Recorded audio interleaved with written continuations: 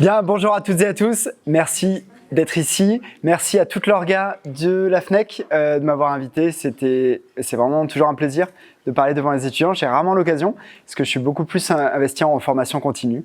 Mais voilà, très heureux d'être à Bordeaux avec vous. Aujourd'hui, je vais vous parler du bilan de la lombalgie.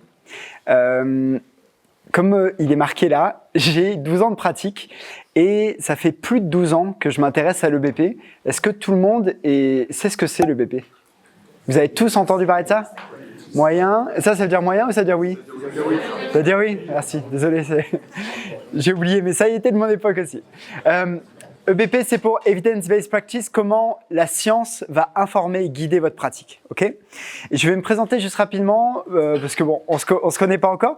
Je suis donc Flavio Bonnet, je suis kiné depuis 2010, j'ai fait l'école à Grenoble. J'ai eu la particularité, en tout cas à l'époque, de faire un master après le DE. En fait, à Grenoble, on sortait avec un DE et un master 1. Et en fait, moi, j'ai fait un master en STAPS, qui s'appelait Mouvement Performance, MPSI, Mouvement Performance Santé et Ingénierie en STAPS. Et donc, je l'ai fait en un an, en 2011, et j'ai eu la chance de faire mon stage de master au Canada anglophone, ce qui m'a permis d'apprendre l'anglais et de découvrir tout un monde, et le monde de la recherche en particulier. En 2011, à vrai dire, je devais faire ma thèse en Nouvelle-Zélande en 2012. Je devais commencer en février 2012 à Auckland, en Nouvelle-Zélande, et j'ai pas eu la bourse doctorale. Et entre-temps, je m'étais dit, bon, faut que je fasse un truc fun avant de partir à l'autre bout du monde. Et je me suis dit, bah, je vais monter à Paris pour vivre la vie parisienne. Et j'y suis resté. Je tombais amoureux de la ville. Me demandez pas pourquoi, alors que je viens de la Drôme à la base. J'ai adoré Paris. Je me suis installé dès 2013, donc ça fait 10 ans maintenant que je suis installé à Paris, en bas de la rue Mouffetard. Je sais pas s'il y a des Parisiens dans la salle? Ouais. Donc on est en bas de la rue Mouffetard, le centre Kinésport, Paris 5. On est 6 maintenant, on fait que du musculo-squelettique et on est passionné par ça depuis plus de 10 ans. Mon histoire avec la clinique du coureur remonte à 2015. En fait, je voulais absolument faire le cours de la clinique du coureur que je donne aujourd'hui. Et en fait, j'invite Blaise Dubois à venir faire le cours en France. Il passait pas en France. Et on a eu un gros match intellectuel avec Blaise et il m'a demandé si je souhaitais développer la clinique du coureur en France. Et donc, on a pris les rênes avec Florence Morisseau. Et donc, depuis 2015, je suis dans la clinique et associé depuis 2017, enseignant principal depuis septembre 2017. Et maintenant, on est une équipe de 17 enseignants, on forme 3000 personnes par an. Et c'est super cool. Et puisque je fais jamais les choses à moitié, vous avez compris, exactement au même moment où on lançait la clinique du coureur en France, on a lancé aussi de l'agence EBP. Est-ce que quelqu'un a entendu parler de l'agence EBP? Qui nous suit sur les réseaux sociaux? Instagram? Bon, tous les autres, vous dégainez votre téléphone, vous nous suivez. Amandine est notre community manager. On envoie beaucoup de sciences tous les jours pour vous former en continu. Si vous ne suivez pas l'agence et la clinique, je vous recommande fortement de le faire. Mon objectif aujourd'hui avec vous, c'est quoi? De vous décrire précisément mon bilan chez les patients lombalgiques, de vous transmettre comment l'EBP, la pratique basée sur les preuves, a influencé la construction de ce bilan au cours des années et vous donner un outil pratique, utile, utilisable demain avec vos patients. Je sais qu'il y a encore beaucoup d'étudiants dans la salle, mais il y a quelques DE. Et même si vous êtes étudiant, ce que vous allez entendre aujourd'hui, je pense, va être capital pour la suite. Donc je me suis lancé un petit challenge aujourd'hui et je le relève avec grand plaisir pour vous. Donc premièrement, on va s'intéresser aux patients lombalgiques parce que les patients lombalgiques, ils ont un truc très singulier, non? Vous avez été en stage, vous avez vu des patients lombalgiques chroniques? C'est intéressant de voir la diversité déjà, non? Vous avez vu des lumbagos? Quelqu'un qui vient de se faire mal au dos, bloqué en flexion? Parfois sur le côté comme ça? Vous avez vu des lombalgiques chroniques qui ont mal depuis 10 ans, 20 ans? Parfois avec des histoires de vie compliquées? Vous voyez à quel point ce n'est pas les mêmes gens? Vous voyez à quel point ils se distinguent aussi des patients coureurs dont on parlait dans la conférence juste avant? C'est hyper intéressant. Alors, c'est quoi les particularités des patients lombalgiques? Et si on y pense un peu comme ça, ben on se dit qu'il y a quand même plein de choses. Et ce qui les distingue le plus, c'est la complexité, je trouve. La complexité parce que des fois, c'est extrêmement difficile pour des patients, chez des patients, d'identifier la source de douleur qui leur fait mal. Est-ce que c'est le disque? Est-ce que c'est les articulaires post? La sacro-iliaque? Est-ce que c'est autre chose? Il y a dans plein de cas, dans des patients lombalgiques, vous ne savez pas, vous regardez l'imagerie et l'imagerie vous dit bah, tout va bien. RAS. Pourtant, votre patient devant vous, il a mal. Donc ça, c'est vraiment une des sources de difficulté, je trouve, par rapport aux pathologies des coureurs, où la personne a trop couru, elle a un tendon gonflé, tu pinces, elle a mal. C'est simple, tu vois. C'est patho-anatomique, c'est biomécanique. Avec les patients en lombalgique, il y a un truc très particulier qui va se mettre. Et on peut regrouper ces choses-là autour des différents drapeaux. Vous avez entendu parler des drapeaux jaunes? C'est quoi les drapeaux jaunes? C'est l'aspect psychosocial, psycho plutôt, et comportemental, on pourrait dire. Est-ce que vous avez entendu parler des drapeaux bleus? Sphère perso, sphère pro, drapeau noir, socio-pro. Est-ce que vous avez entendu parler des drapeaux orange? Non? Ça, c'est des troubles vraiment psychiatriques. Et les drapeaux roses? Non, ça ne vous parle pas? Ça, c'est des éléments positifs, pour le coup, qui vont vous dire, mon patient va avoir une capacité à guérir. OK? Donc ça, c'est positif. Je vous les ai mis dans ce truc-là, vous pouvez le prendre en photo. Je vous enverrai ma présentation, vous pourrez nous envoyer un message sur la chaîne de l'agence EBP. On vous enverra la présentation si vous voulez, parce qu'il y a beaucoup de trucs pour vous éviter de prendre les photos à chaque fois. On vous enverra cette présentation. Et puis pour ceux qui nous verront en ligne, parce qu'on enregistre cette vidéo, on leur mettra un petit lien aussi pour télécharger cette présentation, juste en laissant leur mail. Alors, les drapeaux rouges, vous connaissez tous. Signes de pathologie grave, on va les revoir. Drapeau jaune, donc tout ce qui est croyance, angoisse, stress. Comment la personne se comporte face à la maladie, face à la lombalgie. Est-ce que c'est quelqu'un qui a peur de bouger, qui n'a pas envie de bouger parce qu'elle a peur d'avoir mal? Tout ce qu'on va appeler le fear avoidance, éviter parce qu'on a peur. Ça, on sait que c'est vraiment pas un bon marqueur pour l'évolution. La capacité de coping aussi, c'est la capacité à faire face aux choses. Vous savez, les gens qui, quand ils rentrent dans le cabinet, ou des patients que vous avez interrogés, que vous avez suivis, qui vous disent « Non, mais de toute façon, moi, je m'en sortirai jamais. C'est hyper grave ce que j'ai, c'est hyper dangereux, etc. » Tout ce catastrophisme, on dit, est vraiment un frein à l'évolution de vos patients. Ensuite, les drapeaux bleus, en lien avec le travail, sont hyper importants aussi. Le statut professionnel, votre environnement perso, familial et pro, pour le coup aussi. Tout ce qui est contentieux, les gens qui sont dans des problèmes au niveau du travail, c'est un frein majeur à leur récupération. Et tout ce qui est aussi satisfaction au travail, conditions de travail, politique sociale aussi, toutes ces choses-là influencent vos patients lombalgiques, beaucoup plus que les autres. Okay? Il y a un autre truc qui les influence beaucoup plus, c'est la sédentarité. D'accord? Pensez un petit peu à vos patients lombalgiques. Imaginez si vos patients dormaient bien, bougeaient régulièrement et adoraient leur travail. Est-ce que vous pensez vraiment qu'ils auraient mal au dos comme ils l'ont actuellement? Non, hein, clairement pas. Hein. Donc la vérité, c'est que la lombalgie, c'est un truc biopsychosocial. Et là, vous devez dire, ouah, ce mec est un génie. On m'a répété ça pendant 4 ans. Et oui, c'est biopsychosocial. Mais la question, c'est évidemment que vous le savez. Évidemment que vous savez qu'il y a des influences psychologiques, de stress, d'anxiété, de problèmes du travail, de problèmes structurels aussi. Il ne faut pas oublier les choses structurelles. Mais la question, c'est vraiment comment est-ce que vous intégrez ça dans votre pratique?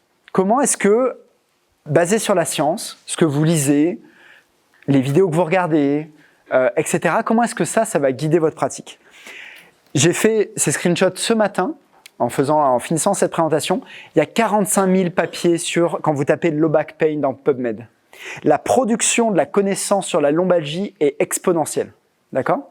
C'est-à-dire que plus on avance, plus on apprend, plus on sait. Comment est-ce que vous allez intégrer ça dans votre pratique? C'est ce que je vous propose aujourd'hui. C'est de vous présenter une synthèse de tout ce que j'ai vécu pendant ces 12 ans et de tous les gens que j'ai eu la chance de rencontrer via notamment la Clinique du Coureur et l'agence EBP. Parce qu'à l'agence, on invite les meilleurs experts sur différentes thématiques. On les fait venir en France, on les traduit. Et on a des formats en présentiel et en e-learning. Et donc, j'ai eu la chance de m'entretenir avec des dizaines et des dizaines de chercheurs depuis 7 ans. Et voilà ce que j'en retire aujourd'hui dans ma pratique. Donc aujourd'hui, je vous avoue que c'est un petit kiff perso. Je me fais un petit guilty pleasure de présenter quelque chose d'extrêmement personnel, en fait. Mon bilan que je fais avec mes patients au cabinet. Et en fait, c'est assez rare parce que souvent, nous, en kiné, on aime bien garder nos petits secrets. Tu sais, on aime bien, on a un petit truc, on voit que ça marche et on se dit, ouais, on est bon et tout. Et tu sais, je vais le garder parce que, tu sais, j'ai pas envie de le partager, quoi. En fait, j'ai décidé aujourd'hui de faire exactement l'inverse. C'est de vous donner tout ce que je sais sur la lombalgie et comment je l'approche aujourd'hui au cabinet, et exactement les screenshots de mon bilan Cobus, et d'ailleurs je salue Cobus, vous connaissez le logiciel de bilan, qui ont énormément contribué, je trouve, à améliorer les bilans, faire quelque chose de pro, quelque chose de clean, une solution qui... Voilà, et j'ai pas de biais commercial du tout avec Cobus, mais tous les screenshots que vous allez voir, c'est mon bilan de Cobus, et je vous invite vraiment à passer là-dessus, c'est vraiment intéressant. Donc c'est parti. Mon bilan, il se compose en 6 dimensions. Ok ? 6 dimensions qui sont capitales. Premièrement, ce que j'appelle l'image. C'est qui ai-je en face de moi ? Quelle personne j'ai ? Vous entendez pas mal parler, je pense, de être patient-centré. Patient-centered therapy, ce genre de choses-là. Mais qu'est-ce que ça veut dire ? En fait, souvent, les gens, ils n'arrivent même pas à me l'expliquer quand je leur dis, mais c'est quoi pour toi une pratique basée sur le patient, centrée sur le patient ? Bah, on ne sait pas trop et tout. C'est vraiment qui j'ai en face de moi. Donc, je vous le détaillerai après. Mais quelle est la personne, son âge, qu'est-ce qu'elle fait dans la vie, quel est ses hobbies, qu'est-ce qui la rend heureuse, qu'est-ce qu'elle aime faire, est-ce qu'elle a des relations sociales, qui j'ai en face de moi. Et puis surtout, ses objectifs. Ça, on va en reparler largement. Ensuite, quels sont ses symptômes ? Et on va aller beaucoup plus loin que juste demander est-ce que vous avez mal ou est-ce que vous avez mal. On va chercher à documenter les symptômes de façon beaucoup plus précise et beaucoup plus approfondie. Donc le deuxième volet, ce sera les symptômes. Ensuite, on aura les symptômes, d'accord ? On a ce que ressent le patient, mais moi, ce que je veux savoir, c'est comment ces symptômes sont modulés. À l'époque, quand moi j'ai été diplômé, j'ai très vite fait l'approche McKenzie. En fait, pour tout vous dire, j'ai fait ma partie A quand j'étais en K2, ma partie B en K3, C en K4 avant de partir au Canada. Je suis rentré du Canada, j'ai passé le dernier niveau et la certification en 2012. Ok ? Je faisais mes mémoires sur l'approche McKenzie. Donc, j'étais un peu un geek de musculo-squelettique tout de suite. Et en fait, à l'époque, on avait quand même cette notion que la douleur était mécanique. D'accord ? Que c'était très centré sur le tissu. Et en fait, au cours de ces 10 dernières années, on a vu une évolution, et c'est peut-être une porte ouverte pour vous, mais que la douleur provient 100% du temps du cerveau, et quelle est la réponse à la perception d'une menace. C'est comme ça la définition contemporaine de la douleur, de Lorimer Moseley par exemple, c'est ça. Et donc, la question, c'est pas de savoir qu'est-ce qui se passe localement, la question, c'est de savoir comment cette nociception est modulée pour être interprétée comme douleur au niveau du système nerveux central. Donc, nos patients vont nous décrire des symptômes, et moi, je veux savoir qu'est-ce qui influence ces symptômes. Quel est l'amplificateur ? Est-ce que mon patient déjà a un amplificateur ? Est-ce qu'il y a quelque chose qui amplifie le signal, qui distord le signal ? Et on va voir quels sont ces marqueurs-là qui modulent la douleur. Ça, c'est hyper important, le volet modulation. Ensuite, il va y avoir l'examen clinique, l'examen objectif. Est-ce que quand je fais un LASEG, j'ai une restriction de mobilité ? Est-ce que quand je fais un slump, je déclenche la douleur ? Est-ce que sur mes tests d'instabilité, mon patient a mal ? Est-ce que, je sais pas, il a des mouvements aberrants ? Est-ce qu'il a des arcs douloureux ? Est-ce qu'il a une douleur inflammatoire ? On va chercher à approfondir tout ça. Ensuite, on va regarder, et on regarde toujours à la fin, en aveugle, les imageries. D'accord ? Il ne faut pas que vous arriviez, vous receviez votre patient, vous preniez l'imagerie et vous regardiez l'imagerie. Dites à votre patient, on va poser ça là, rassurez-vous, je vais le regarder après, mais parlez-moi, expliquez-moi qu'est-ce qui vous amène aujourd'hui. On regardera les images après, parce qu'on traite un patient, on ne traite pas une image. Et là, vous marquez un blanc. Elle marche très très bien celle-là. Je l'ai éprouvée quelques dizaines de fois. Et à la fin, j'aurai donc mon patient, ses symptômes, qu'est-ce qui module ces symptômes, qu'est-ce que j'ai objectivement dans mes tests cliniques. Et je vais corroborer ça aux imageries et enfin, je vais tirer ma conclusion. D'accord ? Et la conclusion, vous allez voir qu'elle va être mobile dans le temps. C'est quelque chose qui évolue, une conclusion. Il y a 30% des diagnostics qui évoluent de la première à la 5e séance. D'accord ? C'est hyper important et c'est normal qu'un diagnostic évolue. Alors, commençons par le premier volet, l'image. Qui j'ai en face de moi ? Donc, premièrement, il faut dater la date de votre examen. Si vous ne mettez pas la date de votre bilan, parfois vous allez vous retrouver dans un certain problème. Ensuite, je veux savoir le sexe ou le genre. Homme, femme ou autre. Pensez aussi aux distinctions de genre. Vous savez qu'il y a 70 sous-définitions du genre qui ont été documentées et c'est assez important de savoir comment la personne se place par rapport à ça. Ensuite, l'âge, assez évident. notamment, j'ai envie de vous dire, sur les 50 ans et plus. Parce que quand on commence à vieillir, il faut aller plus en profondeur dans les questions de santé générale, dans les questions d'antécédents, etc. Ensuite, la profession. C'est hyper important. Et je demande aux personnes, mais qu'est-ce que vous faites dans la vie? Aussi simple que ça, d'accord? Et après, ça me permet aussi de savoir comment est-ce que la personne, est-ce qu'elle bouge dans la journée? Est-ce qu'elle est complètement sédentaire? Est-ce qu'elle est assise? Est-ce qu'elle fait un métier physique? Tout ça, c'est extrêmement important de documenter. Donc, on veut être patient-centré. Qu'est-ce que vous faites de beau dans la vie? Et alors là, c'est hyper intéressant de voir le langage non-verbal aussi des gens. Quand vous allez regarder les gens, je sais pas, vous pourrez avoir des réactions super ouais, bon, je fais ça comme boulot, quoi. Puis il y en a, ils vont vous dire, ouais, je fais ça comme boulot. Vous voyez la différence? Est-ce que vous faites du sport, une activité physique, ou est-ce que vous avez un loisir en particulier? Qu'est-ce qui vous rend heureux? Tu sais, c'est des questions qu'il y a peu de professionnels de santé qui te posent quand même. C'est un peu chelou comme question, hein, je suis d'accord. Mais des fois, quand je la sens, je lui dis, mais vas-y, dis-moi, qu'est-ce qui te rend heureux? Qu'est-ce qui te rend heureuse? Qu'est-ce qui te fait du bien? Quelle activité, quel loisir te fait du bien? Vous serez surpris parfois des réactions, hein, des gens. Ensuite, il y a vraiment une question qui est hyper importante aussi d'emblée dans l'image. C'est pour quelle raison précisément vous venez me voir aujourd'hui? Quelle est la raison pour laquelle vous venez me voir aujourd'hui? Et la réponse à cette question, elle est hyper importante aussi. Il y a des gens qui vont vous dire, ouais, c'est ma femme qui a pris rendez-vous pour moi, j'ai rien à faire ici. Ok. Il y a des gens qui vont vous dire, voilà, je viens pour avoir des conseils, des exercices. Ok. Puis il y a des gens qui vont vous dire, je viens pour avoir un bon gros massage. Ils ne sont pas obligés de se pincer la lèvre non plus. Ça peut arriver, hein. Sur un malentendu, ça peut arriver. Alors, une fois que vous avez demandé ça, qu'est-ce qui vous amène aujourd'hui? Pourquoi vous venez me voir précisément? Là, vous allez pouvoir avoir vraiment les attentes des gens. Et c'est très important d'avoir les attentes de vos patients. Qu'est-ce que vous attendez de moi précisément aujourd'hui? Pourquoi? Parce que la déception d'un patient, elle vient toujours de la différence entre ses attentes et ce que vous allez lui donner. Si votre patient il veut un vrai massage passif dès la première séance et que vous êtes en mode hands-off, ah non, je ne touche plus les patients, je fais prescription, exercice, éducation, il va y avoir une telle différence que vous allez perdre le patient. Parfois, dans ces cas-là, il vaut mieux faire un bon massage la première séance en lui transmettant de l'information, des connaissances, des choses, et leur dire, vous savez, là, c'était bien aujourd'hui, vous en aviez besoin, vous aviez besoin de vous relâcher, il y avait vraiment des choses voilà, il fallait vraiment que vous relâchez, soufflez un coup, mais dès la prochaine fois, on va passer la seconde et on va se mettre en avant. D'accord? Et le dernier point de l'image du patient, c'est l'objectif. Et moi, je dis clairement à mes patients, c'est quoi votre objectif en venant me voir au cabinet? Qu'est-ce que vous voulez atteindre? C'est quoi votre rêve? Parfois, il y a des coureurs qui ont mal au dos, ça peut arriver, et je leur dis, c'est quoi ton rêve? C'est de faire la diagonale des fous, c'est de faire l'UTMB, c'est quoi ton rêve? Pour un patient lombalgique, ça peut être des choses beaucoup plus simples et beaucoup plus qui vous sembleraient pour vous anodines. Mais il y a des gens, des lombalgies chroniques, ça pourrait être aller au marché une fois par semaine.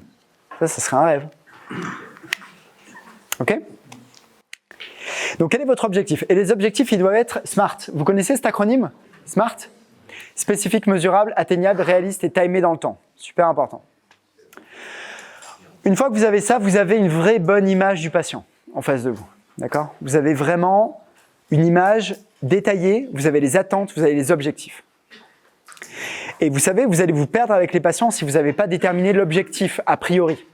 Les patients que vous traînez en rééducation depuis longtemps, vous ne savez plus quoi faire, vous faites toujours la même chose, c'est parce que vous n'avez pas déterminé l'objectif initial. Parce que l'objectif initial, il vous permet de voir d'où le patient part, où est-ce qu'il veut aller et quelles vont être les étapes à faire entre les deux.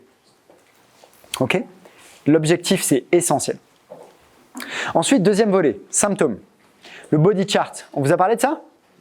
Le body chart, c'est capital et c'est à faire remplir par le patient ou pas. Je vous dis, moi, la plupart du temps, quand la personne décrit de façon assez simple, assez claire, de façon précise sa douleur, je le fais moi et je le remplis moi-même. Si le patient commence à me dire « Ah, j'ai mal là, j'ai mal là, c'est un peu bizarre et tout », là, je lui fais dessiner. D'accord? Et le body chart en dit très très long sur votre patient. D'accord? C'est l'un des points vraiment essentiels à faire remplir à votre patient à la première séance. Et le code couleur à utiliser sur le body chart, c'est celui qui a été réalisé par Marc Laslett, c'est celui-là. Moi, je mets en rouge une douleur aiguë, coup de poignard, pincement, élancement, tiraillement. En bleu, sensation de chaud ou froid. En noir, engourdissement, anesthésie, perte de sensation, troubles neuro. En jaune, douleur profonde, difficile à localiser, diffuse. Sensation de fourmillement, piqûre en vert. Et sensation de raideur, fatigue ou autre en marron. Ok? Donc une fois qu'on a ça, vous voyez qu'il y a des grosses différences entre des patients comme ça et des patients comme ça. D'accord? Entre des patients comme ça, patiente que j'ai reçue il y a 2-3 semaines, douleur ophtalmique, ouais. Et d'autres patients comme ça. D'accord? Donc déjà, quand vous faites dessiner au patient le body chart, quelles informations vous tirez de ces trucs-là? Quelles hypothèses diagnostiques vous avez? Est-ce que là, vous pensez qu'on a quelque chose de très mécanique? J'ai eu un franc oui, un franc non. Mettez-vous d'accord, les gars. Clairement non, clairement non. Là, le patient qui me dessine ça, regardez, le patient qui me dessine ça, je vais le pousser très loin dans le volet modulation. Je veux savoir qu'est-ce qui module sa douleur. Comment ça se fait que tu as autant de douleurs, autant diverses, à autant d'endroits différents? D'accord? Hyper important. Là, ça évoque une pathologie très particulière. Et si je vous donne l'âge, 60 ans, est-ce que vous êtes en mesure de me dire l'hypothèse diagnostique la plus probable? Non. Mais enfin, pas en lien avec une hernie discale en tout cas. Le tassement vertébral. Non, le tassement vertébral donnera une douleur centrale, lombaire, sans irradiation. Canal lombaire étroit, exactement. Ouais, canal lombaire étroit, on va en parler. Bravo. Ensuite, une fois que vous avez fait le body chart, moi généralement, j'enchaîne par les antécédents. Parce que la personne va me décrire ce qu'elle a, et je vais dire, et c'est la première fois que ça vous arrive, ou vous en faites régulièrement? Et est-ce que vous avez d'autres problèmes de santé à part ça? Est-ce qu'il y a des choses dans votre santé que je devrais savoir? Est-ce que c'est récurrent? Est-ce que c'est persistant? Ça, c'est vraiment des choses importantes à noter. Ensuite vient l'examen de la douleur. Et dans l'examen de la douleur, il y a 3 dimensions dans la douleur. Il y a 3 dimensions à évaluer dans la douleur. La localisation, on l'a fait avec le body chart. L'intensité, on va le faire avec le VA. Et ensuite, et c'est un truc qu'on oublie tout le temps, c'est la qualité de la douleur. Je vais vous en parler largement après. Dans l'intensité de la douleur, moi je trouve qu'il y a 3 douleurs à évaluer. L'intensité maximale les 2 dernières semaines. Je trouve que c'est un bon marqueur. L'intensité maximale les 2 dernières semaines. Et je leur dis, entre 0 douleur et 10, le maximum que vous puissiez imaginer, c'était à combien cette douleur dans les 2 dernières semaines? Ils me disent un chiffre. Et là, je leur dis, c'est quelle activité, quel mouvement ou posture qui vous a donné ce chiffre-là? Là, vous avez des infos extrêmement intéressantes dans la mécanique des choses. Ou pas mécanique. Ensuite, il y a le VA moyenne. C'est le VA ces jours-ci, ces derniers jours, en journée, comment vous êtes? En moyenne, pardon. Combien vous êtes? Dis-moi, ouais. On reprend, donc il y a 3 niveaux d'intensité à évaluer et j'étais sur le VA minimum. Le VA minimum, elle est hyper importante. Est-ce qu'il y a des fois dans la journée, vous arrivez à 0 sur 10? Est-ce qu'il y a des fois, vous ne sentez rien? Oui, la douleur est intermittente. Si le patient me dit non, j'ai toujours un fond. Il y a toujours un fond, je ne suis jamais à 0. Il y a toujours un petit fond. C'est 1-2, mais j'ai toujours une petite douleur. La douleur est constante. Et dans le diagnostic, ça va être hyper important. Donc EVA max sur les 2 dernières semaines, moyenne ces derniers jours, et minimale entre 0 et 10 aussi. Ensuite vient la qualité de la douleur. C'est la 3e dimension de la douleur. Je vous ai dit localisation, intensité, qualité. Et dans la qualité de la douleur, j'aime bien poser une question ouverte à mon patient. Vous, comment vous décririez votre douleur? Ça pique, ça brûle, ça fourmille, j'ai mal quand il fait froid, c'est un coup de poignard, c'est hyper intéressant. Okay. Ensuite, on a l'outil, le DN4. Vous avez tous entendu parler du DN4. On a fait un super post d'ailleurs sur l'agence EBP dernièrement, DN4, pour vous le rappeler. Parce que là, vous êtes dans les études, vous allez faire 6 mois de libéral, vous allez tous partir, Martinique, Réunion, machin, vous revenez, et vous avez tout oublié. Il sera toujours sur le feed de l'agence. DN4. DN4, est-ce que ça brûle? Est-ce qu'il y a une sensation chaud-froid douloureux? Est-ce qu'il y a des décharges électriques, fourmillements, picotements, engourdissements, des mangeaisons? On l'oublie souvent. Hein. Et d'ailleurs, en ce moment, il y a Anina Schmidt à Paris qui donne son cours sur les neuropathies. La démangeaison est un très bon signe de douleur neuropathique. D'accord? Hypoesthésie au tact, hypoesthésie à la piqûre, et puis douleur augmentée par le frottement ou allodine. Okay? Ça, c'est des marqueurs qui évoquent une douleur neuropathique. C'est essentiel de demander, et il y a 4 grands types de douleurs. La douleur nociceptive, la douleur inflammatoire, la douleur neuropathique et la douleur nociplastique, sensibilisation centrale. On va en parler aussi. Hyper important de demander ensuite les symptômes actuels. Donc, est-ce que c'est constant ou intermittent? Et est-ce que la personne a de la douleur la nuit? Et dans la douleur la nuit, il y a 2 options. Soit la douleur te réveille alors que tu es allongé, en deuxième partie de nuit, et ça s'appelle un drapeau rouge. C'est potentiellement évocateur d'une pathologie grave. Le patient est immobile, la douleur le réveille, il n'y a aucune position pour le soulager. Chez moi, c'est un sapin de Noël. Ça fait comme ça. Ouh, c'est un drapeau rouge. Ça sent pas bon. Si mon patient a 50-60 ans, qu'il a un antécédent de cancer, genre prostate, qui donne souvent des métastases, là, ça sonne très mauvais. Dégradation d'état général, douleur constante, ça sent la métastase osseuse. Bien entendu, vous ne direz jamais ça à un patient. On va lui dire, écoutez, je pense que c'est important là d'aller revoir votre médecin. Okay? Ça, c'est la douleur constante, nocturne. Pas bon. Il y a la douleur ensuite mécanique. C'est quand je bouge que ça me réveille. Quand je change de position, ça s'arrête. C'est mécanique. Pas grave. Et ce que je vous disais juste avant, j'avais un peu anticipé, constant, ça veut dire constant. Ça veut dire impossible de soulager la douleur. C'est constant. Il faut croire à vos patients. Ok? Versus intermittent et la douleur nocturne, je vous en ai parlé. Ensuite vient le déclenchement. Déclenchement et évolution des symptômes. Depuis quand ça vous fait mal? Moi, au cabinet, je reçois très peu d'aigus parce que j'ai un peu de liste d'attente. Et donc, je mets la durée généralement en mois ici. Donc, je demande depuis combien de temps, en semaine ou en mois, ça a commencé.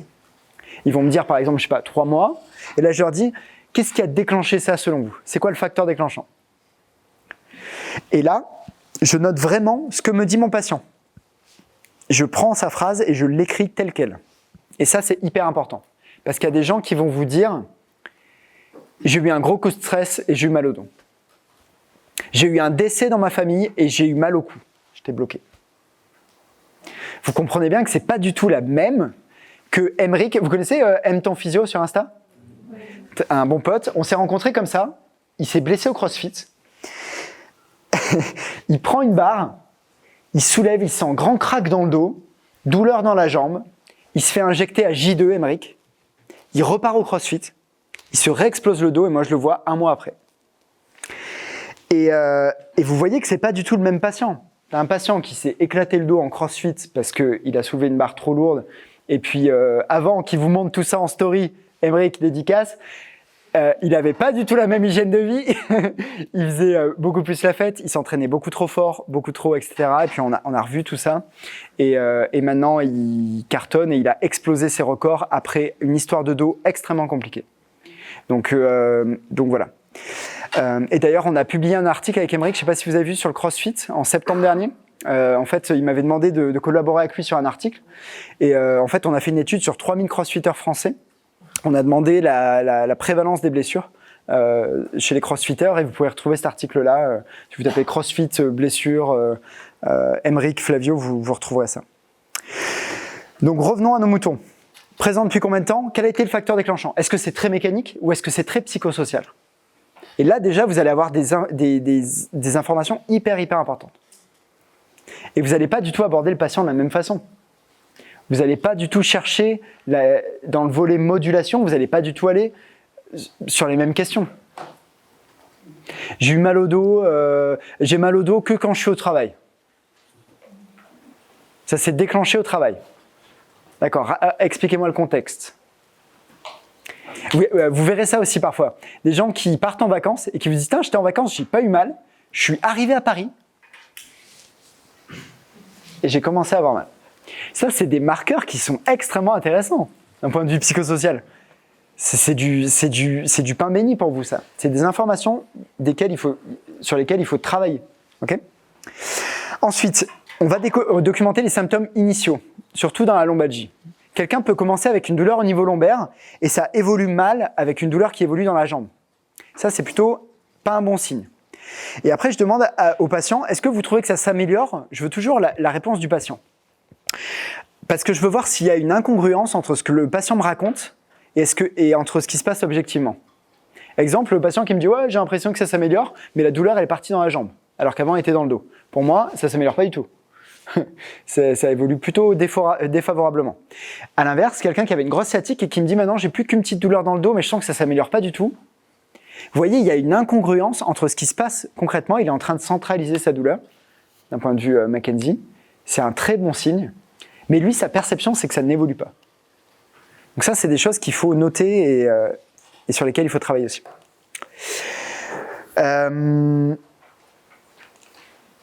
Parfait. L'absence de facteur déclenchant est tout aussi important. Hein. Quelqu'un qui vous dit « je me suis fait mal en soulevant une barre », bah, c'est très intéressant, très informatif. Mais quelqu'un qui vous dit « j'ai rien fait, c'est arrivé sans raison apparente », c'est aussi une très bonne info. Hein. Ça peut cacher une pathologie inflammatoire, une pathologie sérieuse, ça peut cacher du psychosocial. Et c'est là qu'il va falloir être bon dans votre démarche. Ensuite, la section « empirer mieux ». Qui a fait l'approche McKenzie là déjà? Qui a eu une initiation en cours, un petit truc? Ouais. Dans l'approche McKenzie, dans le bilan, vous avez ce qu'on appelle la section « mieux empirer ». Dans la section « mieux empirer », il y a des cases en demandant à votre patient « est-ce que vous êtes empiré en vous penchant en avant ?» en étant assis, en étant debout, en marchant. Et en fait, vous essayez de voir comment les symptômes lombaires se comportent par rapport aux contraintes que le patient met sur sa colonne. Est-ce qu'il est plutôt pire en flexion? Est-ce qu'il est plutôt pire en extension? Et moi, je trouve que c'est une excellente façon de faire, à une nuance près. Moi, je vous invite vraiment à poser une question ouverte aux gens. Donnez-moi le top 3 des activités qui vous empirent. Mouvement, posture, ce qui vous passe par la tête. Parce que si vous y allez avec des questions fermées, vous allez biaiser les choses. Et moi, je trouve que on les biaise beaucoup plus, genre, que ce qu'on pense. Par exemple, est-ce que vous avez mal en vous penchant? Non? Vous êtes sûr que vous n'avez pas mal en vous penchant? Assis, vous avez mal assis? Vous voyez ce que je veux dire? Des fois, on a tendance à forcer un petit peu la réponse de patient. Donc, donnez-moi le top 3 des activités qui vous empirent, qui empirent vos symptômes. Et là, vous notez la réponse de votre patient. Ensuite, je leur dis, qu'est-ce qui vous fait du bien? Qu'est-ce qui vous améliore? Qu'est-ce qui vous soulage? Donc souvent, vous allez avoir le repos, ça soulage. Ça, c'est pas aidant. Okay, on va chercher plus des mouvements, des postures, de la mécanique. Ensuite, va venir les traitements passés. Je demande toujours à mon patient, parce que maintenant, je vois des cas un peu complexes. Souvent, les gens ont vu des collègues avant. Ils arrivent au cabinet après. Et je leur dis, qu'est-ce que vous avez fait pour traiter ça jusque-là? C'est la question clé. Qu'est-ce que vous avez fait pour traiter ça jusque-là?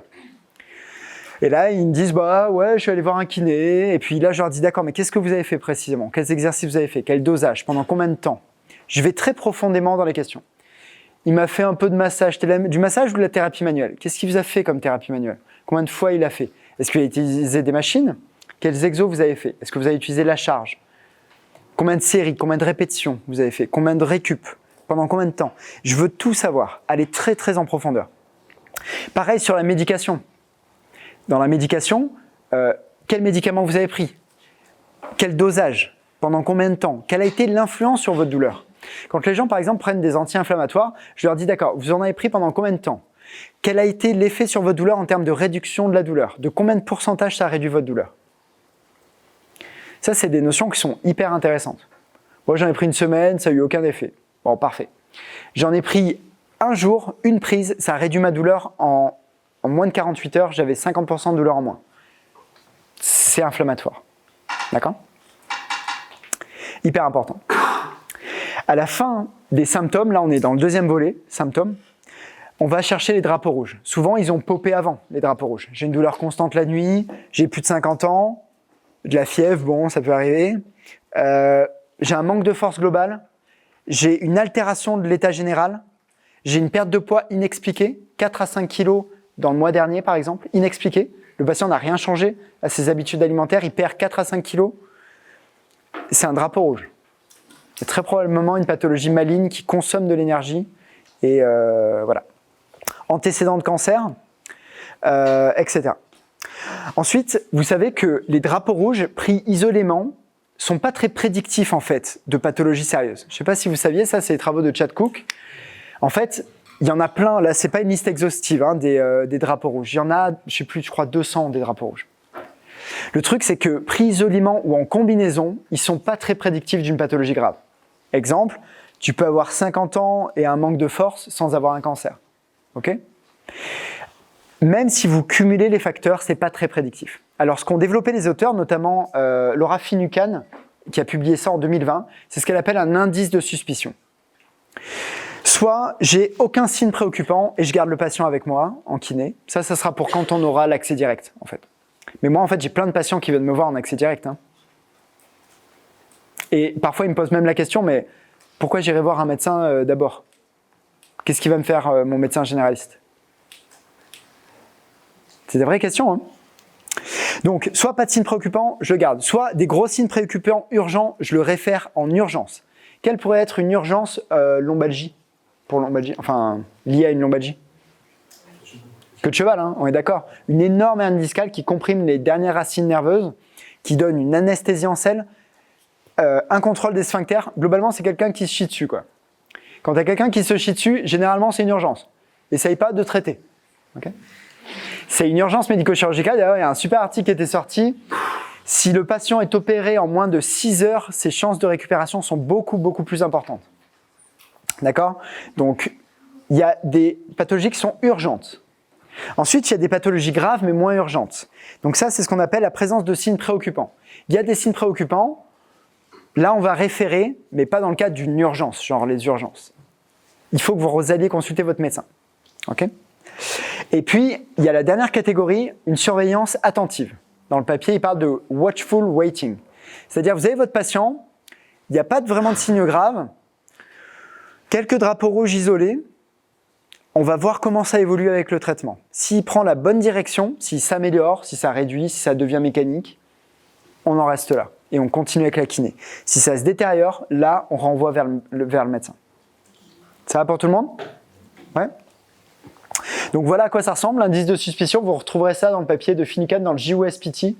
Donc voilà.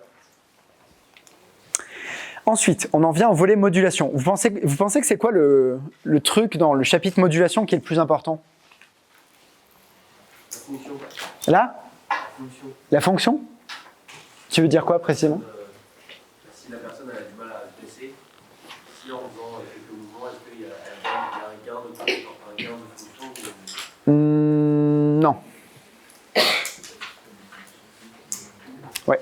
L'intensité de la douleur. Non. Je suis pas sûr que tu Alors, j'ai peut-être pas été clair dans ma question. Est-ce qu'on a un changement, peu importe lequel ? Non. Non, vous n'avez pas compris la question. Je te laisse une dernière chance. L'amélioration de notre zone. On n'a pas compris. Vous n'avez vraiment pas compris la question. Alors, c'est pas que vous avez compris, c'est que j'ai mal formulé, j'ai mal expliqué. Qu'est-ce qui, dans l'environnement de votre patient, dans son comportement, dans l'aspect social, peut moduler la douleur à la hausse comme un amplificateur de la douleur ? Est-ce que c'est plus clair ? Le stress ? Le travail ? Vie perso ? Grave ? Tu viens de te faire larguer ? Pas bon pour ta douleur ?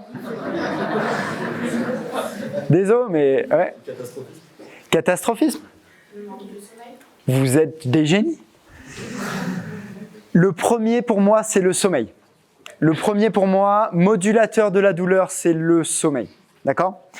Le sommeil, c'est un des fondamentaux, c'est un des piliers fondamentaux de la douleur. Si vous lisez Adrian Lowe, Matthew Walker, il y a plein d'auteurs sur le sommeil. Le sommeil, c'est vraiment l'un des modulateurs les plus puissants de votre santé même. Le sommeil a des influences sur votre douleur, votre humeur, l'inflammation, sur votre santé cardiovasculaire, sur votre immunité. Le sommeil, je ne sais pas si vous sortez d'une grosse soirée là déjà ou pas encore, hein, ça va venir. En fait, à votre âge, on tolère bien ce genre de choses. À mon âge, beaucoup moins bien, malheureusement. Et vous voyez, généralement, je pose les questions sur le sommeil après avoir demandé à mon patient « Est-ce que vous avez de la douleur la nuit ?» Parce que d'un point de vue kiné, quand vous allez poser quand vous allez poser des questions aux gens sur leur sommeil, parfois, ils vont trouver ça bizarre. Genre, si tu arrives comme ça, un peu comme un cheveu sur la soupe, et vous dormez bien, les gens vont dire « T'es kiné, pourquoi tu me poses ça comme question ?» C'est chelou. Et en fait, si vous faites la liaison avec le drapeau rouge juste avant, est-ce que vous avez de la douleur la nuit? La douleur est constante, mécanique, non? Et est-ce que vous dormez bien? Les patients, ils vont y voir que du feu. Ça va passer tout seul. Est-ce que vous dormez bien? Réponse dichotomique. Oui, non. Et alors là, il faut que vous soyez très attentif à la réaction non verbale. Parce qu'il y a des gens qui vont vous dire « Ah ouais, je dors bien. » Ok? Généralement, quand les gens dorment très bien, ils répondent en moins d'une demi-seconde. Vous dormez bien? Ouais, je dors bien. Si les gens ils prennent plus de 2 secondes pour répondre, ils dorment mal. Est-ce que vous dormez bien? Oui. Non, tu dors mal. Alors la deuxième question, désolé mais tu dors mal. La deuxième question qui suit, c'est combien de temps vous dormez en moyenne par nuit? Sachez que les gens surestiment la plupart du temps. En fait, ils vous parlent du temps qui passe au lit. Ils ne parlent pas du temps d'endormissement. D'accord? Donc le temps effectif de sommeil, c'est ce qui nous intéresse. Donc vous demandez combien de temps vous dormez par nuit, et généralement ils vont vous dire quoi? 6-7 heures. Et la question qui vient après, c'est combien de temps vous avez besoin pour être bien? Et généralement, les gens ils vont vous dire autour de 8 heures, 8-9 heures. On verra, ça peut varier, hein. Je vais vous faire une petite courbe après. Ça peut varier, mais généralement, les gens dorment 1 à 2 heures de moins que ce qu'ils devraient chaque nuit. Et alors là, je leur demande, mais depuis combien de temps vous manquez d'1 heure ou 2 de sommeil par nuit? Et là, ils vont me dire 1 an, par exemple. Donc t'imagines, si tu as quelqu'un qui dort 6 heures, qui a besoin de dormir 8 heures pour être bien, qui manque de 2 heures de sommeil par nuit, il a une dette de sommeil de 700 heures. Et moi, ce que je sais à ce stade, c'est que ça module sa douleur à la hausse. Sa douleur, sa nociception, elle est amplifiée par son manque de sommeil. Donc ça, c'est d'un point de vue quantité, déjà. Mais après, il y a la qualité du sommeil. Est-ce que vous vous réveillez la nuit? Est-ce que vous vous réveillez la nuit? Quelqu'un qui se réveille une fois, qui se rendort, bon, ça peut arriver. Mais quelqu'un qui se réveille 2, 3, 4 fois et qui met du temps à se rendormir, c'est un problème. Ensuite, il y a un autre truc. Vous avez tous eu des problèmes perso. Vous avez tous eu des problèmes perso, des problèmes à l'école, des problèmes relationnels, de couple. L'une des premières choses qui est altérée, c'est quoi? C'est ce qu'on appelle la latence à l'endormissement. Vous êtes dans le lit et vous cogitez. Et vous êtes là et vous ne trouvez pas le sommeil, et vous vous tournez, etc. C'est pour ça que parler du sommeil, il y en a qui se reconnaissent. C'est pour ça que parler du sommeil, c'est une excellente porte d'entrée pour parler des drapeaux jaunes, d'accord? Des problèmes psycho, sociaux, comportementaux. Pourquoi? Parce que quand tu as un problème perso ou dans le pro, la première chose qui va être altérée, c'est ton sommeil et la durée de l'endormissement. Donc je demande aux gens à la question d'après, combien de temps vous mettez pour vous endormir?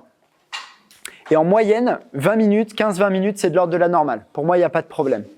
15-20 minutes. Si la personne met plus de 20 minutes, là, il y a un souci. La personne rumine des choses, elle cogite et elle pense à des choses qui l'affectent. Ok? Ensuite, ça c'est pour le premier volet. Difficulté à m'endormir. Il y a des gens qui sont réveillés avant le réveil, trop tôt. Je vous rappelle qu'on est la seule espèce qui se prive artificiellement de sommeil avec des horloges, avec des alarmes. Regarde, t'es un chien. T'es un chien, t'as sommeil, tu t'allonges, tu dors. Quand t'as fini, tu te réveilles et t'es bien, quoi. En fait, vous savez, quand vous, par exemple, quand votre réveil vous réveille actuellement et qui vous réveille en plein rêve, vous êtes en plein sommeil paradoxal et là, vous venez d'interrompre artificiellement votre sommeil. Et vous savez quoi? À votre âge, là, je ne sais pas quel âge vous avez, d'ailleurs, 18, 20, 22, 20? Vers 18 ans, 19 ans, c'est là où vous avez besoin le plus de dormir. Il n'est pas anormal à votre âge de dormir 10, 11 heures, parfois plus. Ouais. Et graduellement, votre sommeil va décroître. Ouais, écoutez, votre temps de sommeil nécessaire va décroître jusqu'à vers 40 ans, aussi à cause des enfants, la plupart du temps, 100 ans, et va ensuite avoir un plateau léger jusqu'à 80 ans. Les personnes âgées peuvent dormir 3, 4, 5 heures et peuvent être absolument bien. D'accord ? Pour certains auteurs, les jeunes collégiens, lycéens et jeunes adultes comme vous, si vous commencez genre à 8 heures, c'est beaucoup trop tôt. Certains recommandent de commencer à 10 heures les cours. Dites-le à votre IFMK. Okay ? Ils vont adorer ce discours. Parce que la plupart du temps, vous n'avez pas la quantité de sommeil. Et aussi parce que vous traînez trop sur Netflix, hein, on vous connaît. Bon. Vous allez vous coucher un peu trop tard et vous vous réveillez un peu trop tôt. Bref. Je reviens sur la qualité de sommeil.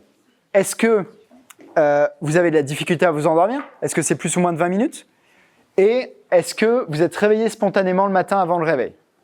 Si la personne est réveillée spontanément avant le réveil, c'est qu'il y a un stress, généralement un stress professionnel. Ok? Ensuite, est-ce que vous réveillez la nuit? Oui, non, combien de fois? Et je note, ici là. Le sommeil, c'est vraiment essentiel. Ok? Ensuite viennent les drapeaux bleus et drapeaux noirs. Je vous rappelle, socio-pro. Comment ça va au travail? Parlez-moi un peu de votre travail. Qu'est-ce que vous faites dans la vie? Et vous savez quoi? Interrogez les gens sur leur... Vous savez, on passe notre vie à travailler en fait. Hein. Si tu n'es pas heureux au travail, si tu fais pas ce que tu aimes, si tu ne penses pas être à la bonne place, si tu penses que le travail ne te correspond pas, si tu n'as pas de reconnaissance au travail, si tu as un boss insupportable, si tu as des deadlines à respecter qui ne sont pas envisageables, tous ces marqueurs-là, moi je les coche. D'accord? Vous les voyez marqués là. Boss, deadline, ne me correspond pas, tout va bien. Manque de reconnaissance, manque de valorisation. Dans le stress aussi, je note bruxisme. Les gens qui se serrent des dents la nuit. D'accord? Si vous serrez les dents la nuit, si vos dents sont abîmées parce que vous serrez, si votre conjoint vous dit que tu serres des dents la nuit et que tu fais du bruit, c'est probablement qu'il y a un stress sous-jacent qui est un modulateur de votre douleur. Ok? Drapeau bleu, drapeau noir. Ensuite, il y a la vie perso aussi, que je note souvent.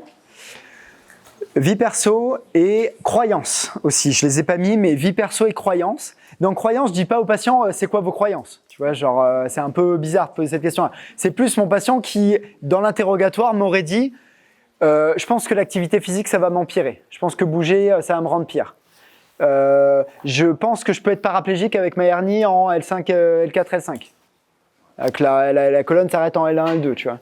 Des choses comme ça, des croyances. Et ces croyances, il faut les tacler dès la première séance. Si le patient garde des croyances inadaptées au cours de votre traitement, vous aurez beau faire ce que vous voudrez, la meilleure thérapie manuelle, les meilleurs exos, la meilleure éducation, les meilleurs conseils. Si le patient garde des croyances inadaptées par rapport à son mal de dos, vous n'avancerez pas. Ok? Donc une fois qu'on a ça, on a fini l'examen clinique. D'accord? Et moi, la plupart du temps, ce qui se passe au cabinet, c'est ça. Au cabinet à Paris, on a la chance de prendre 1 heure les patients au premier rendez-vous. Ok? Donc on fait un dossier, carte vitale, 5 minutes, score, on prend en photo l'ordonnance. Et ensuite, j'ai au moins 20-25 minutes d'interrogatoire. D'accord? La partie qu'on vient de faire là, c'est l'interrogatoire. C'est l'image, les symptômes et la modulation. Ok? Ensuite, généralement, j'ai ça d'examen clinique. 15 minutes, ce qu'on va voir ici là. Et enfin, j'ai éducation et prescription d'exercice. Ok? Alors, si vous travaillez sur une demi-heure, comment vous pouvez faire? On va essayer d'optimiser un peu ça. Il y a un temps incompressible de dossier. Vous allez essayer d'optimiser et peut-être vous garder des choses pour plus tard dans l'interrogatoire. Vous allez être efficace et aller à l'essentiel dans l'examen clinique. Éducation et prescription d'exercice. Moi, tous mes patients au cabinet, ils sortent avec un mail compte rendu de ce qu'on s'est dit dans la séance. Prescription d'exercice, répétition, série, fréquence, dosage, charge, récupération, conseils sur le sommeil, éventuellement conseils sur la nutrition, quelque chose de très global. Ça fait longtemps qu'on ne me l'a pas dit, mais il y a quelques années de ça, on me disait « Ouais, mais les kinés, vous êtes centrés sur l'articulation, alors que par exemple, les ostéos sont très globales. Ils prennent les patients de leur globalité. » Mais c'est quoi cette histoire? C'est quoi cette bullshit? Genre, nous, on est kinés, on ne pourrait pas poser des questions comme ça aux gens. On ne peut pas prendre les patients dans leur globalité. On considère que les gens, c'est une cheville ou un tendon. C'est nous faire affront. Non? Oui. Bon. Non, il faut qu'on soit beaucoup plus large et beaucoup plus global. Vous êtes d'accord que tout ça influence vos patients. D'accord? Donc, c'est important de le prendre en compte. Ensuite, concernant les patients lombalgiques, dans l'examen clinique, on va commencer par l'examen neuro, parce que c'est ça la chose importante à faire. C'est ça que vous devez démontrer à votre médecin que vous savez le faire. D'accord? Vous devez démontrer à votre médecin que vous savez faire un examen neurologique, enfin au médecin du patient, prescripteur.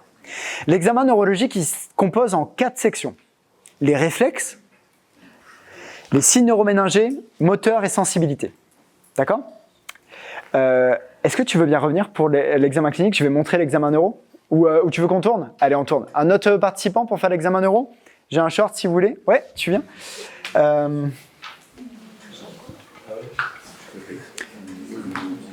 Un short, ouais, t'es pas obligé de venir en short. Ouais, ça ira. Mets-toi allongé sur le dos, la tête juste là, s'il te plaît. Alors, on va commencer l'examen neurologique par généralement taper les réflexes. L3 et L4, L5. Donc j'ai mon patient qui est dénudé évidemment au cabinet. Je vais taper le réflexe L3 pour voir si le réflexe myotatique du quad fonctionne bien. Okay? Généralement, les réflexes sont les premiers signes qui disparaissent et les derniers qui réapparaissent s'ils réapparaissent. Parfois, ils peuvent ne pas revenir suite à une sciatique. Ensuite, je vais faire mon test pour le tendon d'Achille, où je vais le mettre comme ça, et je vais taper mon réflexe avec un marteau à réflexe, évidemment, juste là. Ok? Ça, c'est pour les réflexes. Ensuite, on a la sensibilité. Donc, vous savez que les dermatomes ne sont pas très précis, d'accord? C'est pas comme dans les livres, on voit bien les zones, etc. Il y a des zones de recoupement, il y a des variations interindividuelles, mais d'un point de vue pédagogique, ce qu'on vous enseigne, c'est ce que je vais vous montrer là. L3, généralement, bon, L1, c'est vraiment en haut là-bas. L2, L3 au-dessus des genoux, c'est à partir de là que les pathologies lombaires commencent généralement, en tout cas discales. Ensuite, L4, ça va être l'intérieur du tibia. Et je palpe vraiment mon patient comme ça, je le frotte. Je lui dis, est-ce que tu as la même sensation? Est-ce que tu sens pareil? L4. L5, tibia lente, et je vais croiser pour venir sur le gros orteil. Est-ce que tu sens bien? Est-ce que c'est pareil? Est-ce que tu as une zone où tu sens moins, où c'est cartonné, où c'est bizarre? Et L5, S1, c'est bord latéral du pied, juste là. D'accord? Je vous le refais. L3, est-ce que tu sens bien? Donc je fais vraiment comme si je le faisais au cabinet. Hein. L4, L5.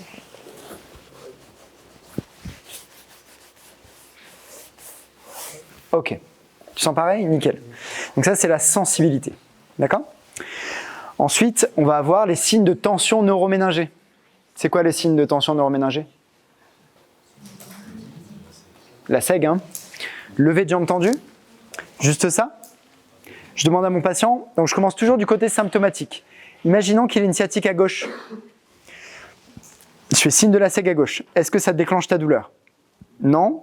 Penche la tête un peu vers moi. On met en tension la diurmère par le haut et par le bas. Enfin, le nerf par le bas. Pas de douleur? Test négatif, je peux exclure que mon patient a une hernie discale. Pourquoi? Parce que le LASEG homolatéral est très sensible d'un point de vue statistique. Si le test est négatif, je peux exclure que mon patient a une hernie discale. Tout le monde est OK avec ça? Maintenant, je vais faire le LASEG controlatéral. Mon patient a mal à gauche et je vais faire le LASEG là. Je fais le LASEG controlatéral que si le premier était positif. D'accord? Je lève la jambe, mon patient me dit « Waouh, ça shoot dans la jambe. » OK, je repose la jambe. Je prends l'autre jambe. Je lève celle-là. Et là, il me dit « Waouh, ça déclenche ma douleur à gauche. » on a un signe de la seg contralatéral positif. Tout le monde me suit? Le signe de la seg contralatérale est très spécifique d'une hernie discale dans le canal et souvent une grosse hernie. Donc si j'ai un double LASEG, vous pouvez être sûr que votre patient il a une grosse hernie dans le canal. Ça va pour tout le monde? Nickel, merci. Donc ça c'était pour réflexe, sensibilité et test neuroméningé. Donc excuse-moi, on a le signe aussi de Léry à plat ventre. En Amérique du Nord, ils font le prone knee bending. Donc juste flexion comme ça, on met en tension le nerf crural. D'accord? Donc ça peut déclencher des symptômes de cruralgie sur l'avant de la cuisse. D'accord? Simplement comme ça. Et le Léry qui se fait plutôt comme ça. D'accord? Enfin, on a les signes moteurs, et c'est de loin les plus importants. Tu peux passer debout? Pour les signes moteurs, généralement, mon patient, il est assis et je lui demande de se relever sur une jambe pour tester la racine L3. D'accord? Est-ce qu'il peut faire des squats sur une jambe? D'accord? Ah, c'est dommage, j'aurais pu vous mettre, j'ai une vidéo de patient qui était faible là-dessus, je l'ai pas mis dans le diapo, dommage. C'est quelqu'un qui n'arrive pas à se lever sur une jambe alors que sur l'autre il peut. D'accord? Ensuite, je le fais marcher sur les talons. Il marche vers moi, il marche sur les talons et je suis à la recherche d'un steppage. Est-ce que j'ai le pied qui claque et qui ne tient pas? Ou est-ce que mon patient arrive à avoir les deux pointes de pied là-bas? Ensuite, on va retourner par là-bas et on va faire pointe de pied. D'accord? Est-ce que tu peux marcher sur la pointe de pied? Et si mon patient il me fait un truc comme ça, eh ben, il ne tient pas sur sa racine L5-S1. Il y a une compression disco-radiculaire L5-S1. Le message passe pas, la force n'arrive pas et mon patient il est faible. Au-delà du test en pointe de pied pour L5-S1, je fais aussi un test d'endurance de force. Donc je vais le mettre sur un step face à un mur. Bon, là je vais mimer, je vais te prendre les mains. Tu vas te mettre sur un pied au bord de marche et tu vas faire un maximum de répétitions. Donc, doucement, 3 secondes montée, 3 secondes descente, full amplitude, vers le bas et vers le haut. Et tu en fais un maximum d'un côté, un maximum de l'autre. Et on va comparer le nombre qu'il arrive à faire. Tout le monde me suit? Ouais. Et donc je vais voir s'il y a une différence droite-gauche, pour voir s'il y a une faiblesse en L5-S1. Donc je vous rappelle, pour le quadriceps L3, on se lève d'une chaise sur une jambe. Est-ce qu'il peut le faire des deux côtés? Et on pourrait faire aussi un testing analytique aussi, hein, ça n'empêche pas. Hein. J'ai l'impression que tu es trop fort sur ton mollet. C'est bon, tu peux repasser. Ensuite, L4-S5, les releveurs. Est-ce que mon patient peut marcher sur les talons? L5-S1, est-ce qu'il peut marcher sur la pointe des pieds, plusieurs mètres? Et est-ce qu'il a le même score en endurance de force à droite et à gauche? Ça va pour tout le monde? Si vous faites ça et que vous transmettez cet examen-là au médecin, tous les patients rachialgiques qu'il a, il vous les transmettra ensuite. Et si vous voulez vous spécialiser, vous êtes passionné par le rachis, si vous faites ça, votre médecin il aura confiance en vous. C'est important. Attends. Alors, la force pure, ça se mesure sur un one-shot maximum, c'est à RM. L'endurance de force, c'est à un poids donné, généralement 75-80% de ta force max. Combien de répétitions tu peux faire? Ça te va? Comment? Là, pour l'examen, s'il avait fait 5 d'un côté et 25 de l'autre. Ah, il y a un vrai manque de force. Sur ça, vous faites aussi la différence. Excuse-moi? Sur l'endurance de force, vous faites la différence ou sur vous faites la différence entre l'endurance de force sur le bilan? Ouais. Parce qu'il peut développer la même force sur une répétition. Oui, bien sûr. Ouais. S'il a un manque d'endurance de force, pour moi, il y a clairement un problème neurologique. Ouais. Ou c'est quelqu'un qui, tu vois, il faut faire gaffe parce que tu peux avoir des biais. Quelqu'un qui sort d'une entorse qui est complètement faible du mollet, c'est pas un problème neurologique, c'est lié à son entorse. Mais là, on est dans le cadre de la lombalgie. Hein. Est-ce que pour le test de Léry, vous faites comme le lacet, vous commencez par sérolatéral? Alors, je t'avoue qu'il n'y a pas de données là-dessus, parce que le Léry déjà est très rarement positif, tu as beaucoup moins de cruralgie que de sciatique. Mais techniquement, en fait, ce qui se passe, c'est que le système nerveux, c'est comme un tissu. Tu sais, quand tu tires d'un côté, ça bouge de l'autre. Donc techniquement, j'ai envie de te dire, ça pourrait être pareil. Ouais. Mais des grosses hernies en L3, j'en ai rarement vu quand même. C'est plutôt les derniers étages lombaires. Pour rebondir sur la première question que j'ai posée, à partir de quel moment ça va être significatif la différence d'endurance? Ça, c'est difficile à répondre. C'est difficile à répondre. J'ai envie de te dire, ça dépend un peu des antécédents qu'il avait. Tu vois, s'il a eu LCA et entorse à gauche, qu'il n'avait pas fait de bien de la rééduque, c'est normal que je m'attends à ce qu'il soit plus faible. Après, te dire combien de reps, je ne saurais pas trop. Je veux le normaliser en tout cas. Tu vois, c'est pas trop grave s'il y a une différence. Ce que je veux, c'est le normaliser. Donc, on va faire du renfort. Il y avait une autre question? Non? Ça va? Allez, on enchaîne. Donc, sensibilité, je vous ai dit, la SEG, homolatéral, controlatéral. Qu'est-ce que j'ai? Positif, négatif, PKB, prone knee bending, c'est les RI. Pareil. Ensuite, réflexe rotulien, achiléen.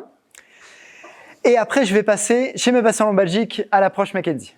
D'accord? Et je vais faire ce qu'on appelle le test des mouvements répétés. Est-ce qu'on vous a déjà parlé de ça ou pas? Ouais? Ouais, c'est marginal, hein? Alors, Mackenzie. Mackenzie, c'était un kiné qui, dans les années 50, a fait une observation assez incroyable. Il a placé par erreur, il a demandé à un patient de patienter dans sa salle de soins et le dossier de la salle de soins était relevé. Et la légende raconte que le patient se serait mis à plat ventre, en hyper-extension, et que Mackenzie, en revenant dans les années 50, c'est complètement prohibé l'extension dans les années 50, hein, c'était surtout pas. Et en fait, l'intelligence de Mackenzie, ça a été de lui demander « mais comment vous vous sentez ?» Et le gars a dit apparemment « je me suis pas senti aussi bien depuis ces 3 dernières semaines ». Et là-dessus, Mackenzie a itéré et a commencé à tester ses patients en extension. Et il en a flambé un paquet et il a compris qu'il fallait aussi les autres plans. Donc souvent, Mackenzie est réduit à de l'extension, mais en fait, c'est pas ça Mackenzie. Mackenzie, c'est trouver le mouvement qui va dans les 3 plans de l'espace, possiblement, qui va diminuer les symptômes et améliorer la fonction des gens. Donc en fait, on va tester de façon répétée les gens, de façon systématique, dans certains plans de mouvement. Exemple, on va leur faire répéter de la flexion, debout. Et on va voir quelle est l'influence de la flexion sur les symptômes. Est-ce que mon patient s'empire ou est-ce que mon patient s'améliore? On va le noter. Puis après, on va faire l'inverse. On va faire l'extension. On va faire répéter à notre patient l'extension. Et on va voir l'influence que ça a sur les symptômes d'une part et sur sa capacité à bouger d'autre part, sur les symptômes et sur la mécanique. On va faire ça aussi dans le plan frontal, en glissement, on dit. Et on va faire ça aussi en rotation. Et je vous avoue que les premiers articles que j'ai publiés en 2012, vous pourrez retrouver ça dans Kinésithérapie, la revue, on a documenté sur une étude multicentrique dans plusieurs cabinets quelle était la fréquence de ces directions préférentielles, de ces préférences directionnelles, on dit en français. Et dans plus de 80% des cas, c'était l'extension qui revenait favorable aux patients lombalgiques. Okay? Dans 10 à 12% des cas, c'était le latéral. Et dans 5% des cas, c'était la flexion.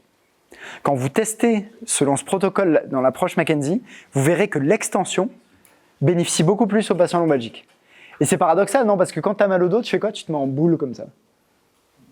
Les gens, ils font des genoux-poitrine. Ils font des genoux-poitrine pendant des mois. Et en fait, tu les fais partir dans l'autre sens.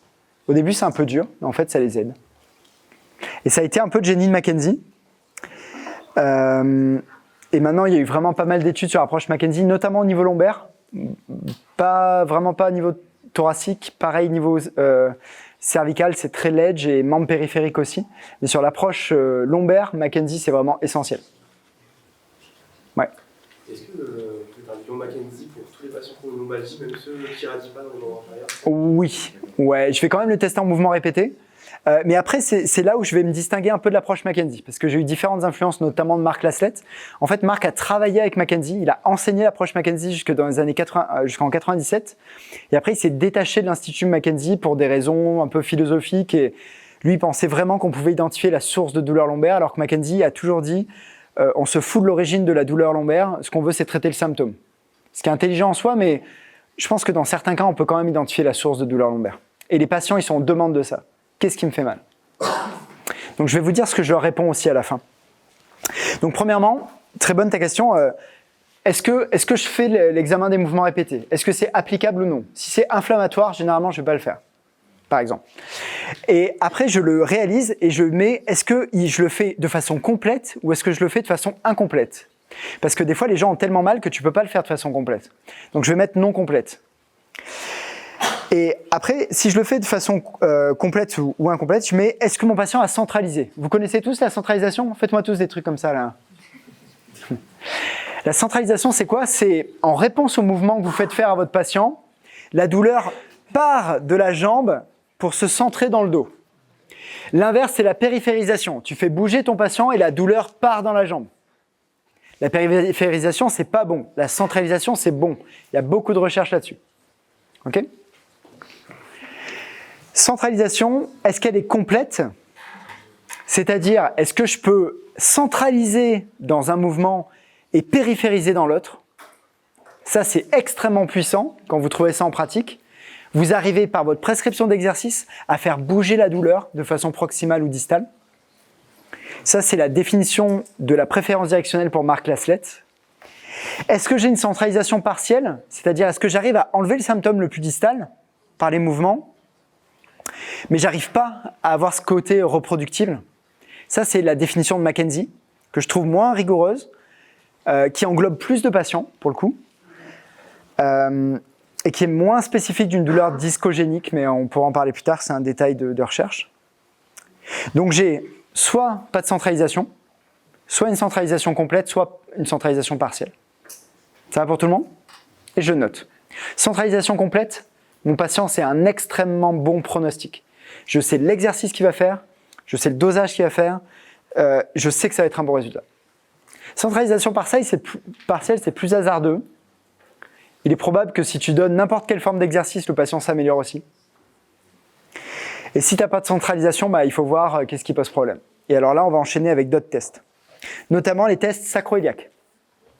Vous connaissez tous ces tests sacro-iliaques? Et je ne vous parle pas du TFA-TFD. Vous avez appris TFA-TFD? Non? Vous me rassurez. TFA-TFD, c'est complètement obsolète comme test. Les tests sacro-iliaques, je vous recommande de voir le cluster de Laslett ou de Van der Werf, notre auteur là-dessus. Ils ont trouvé exactement les mêmes résultats. Ils ont fait les mêmes tests. Il y a 5 tests. 3 sur le dos, 1 sur le côté, 1 sur le ventre. Distraction, test de torsion, test thigh thrust test, test de cisaillement. Sur le côté, compression, à plat ventre, sacral thrust test. Si vous avez 3 tests positifs, vous avez 95% de chances que votre patient soit anesthésié par une injection dans la sacro-iliaque. C'est-à-dire que la sacro-iliaque soit à l'origine de la nociception des patients.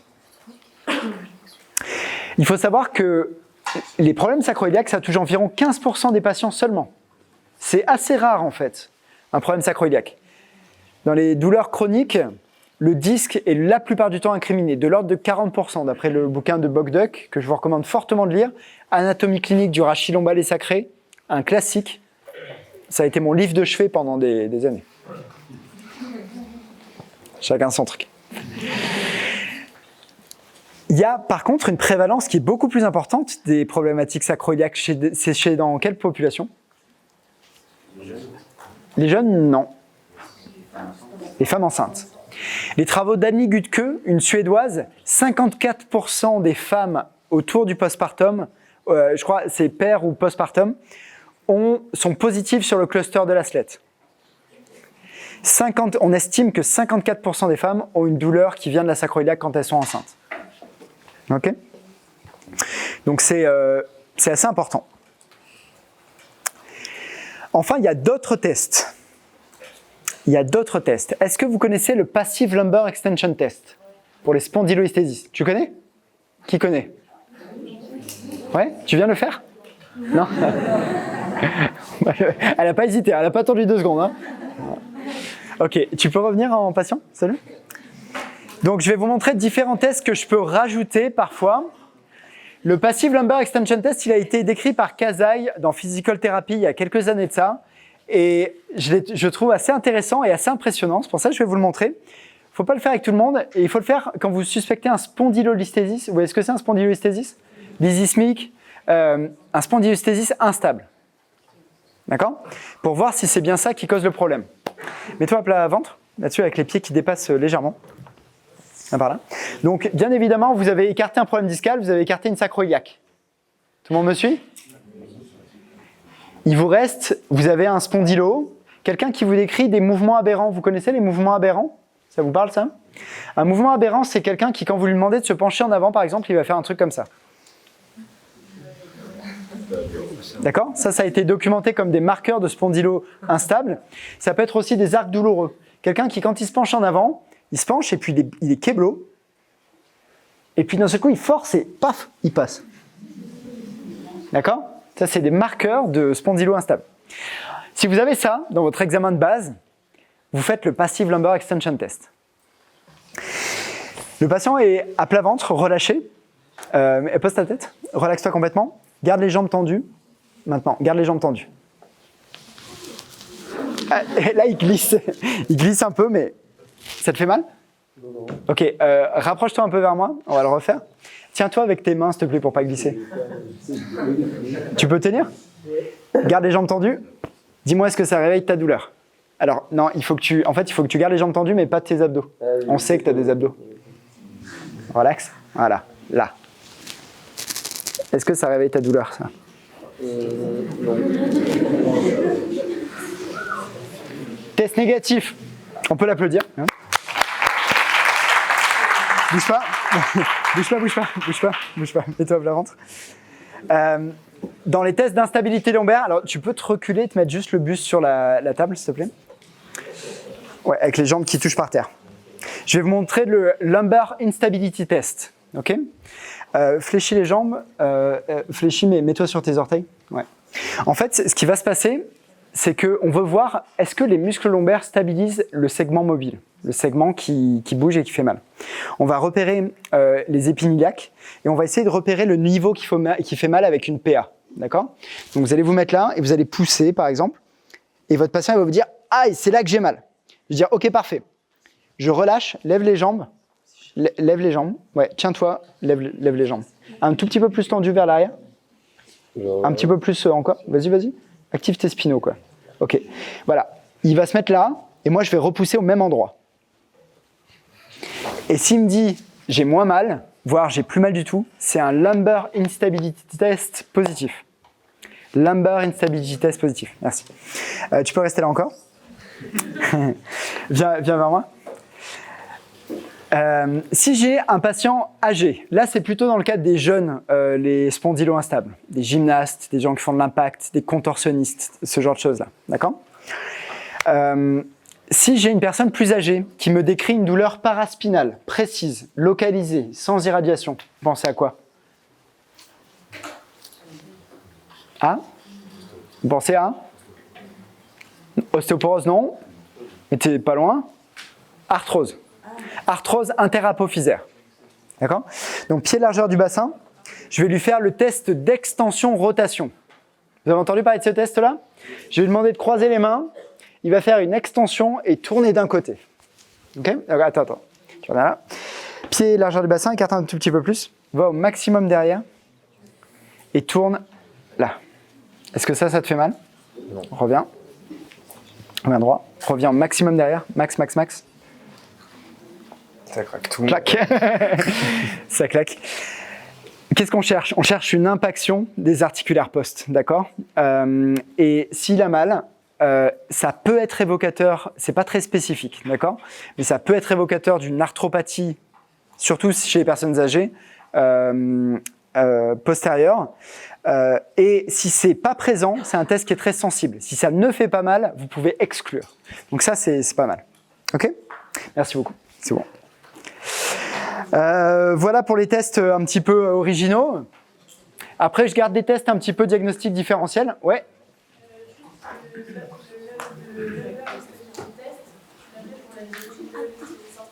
Excuse-moi.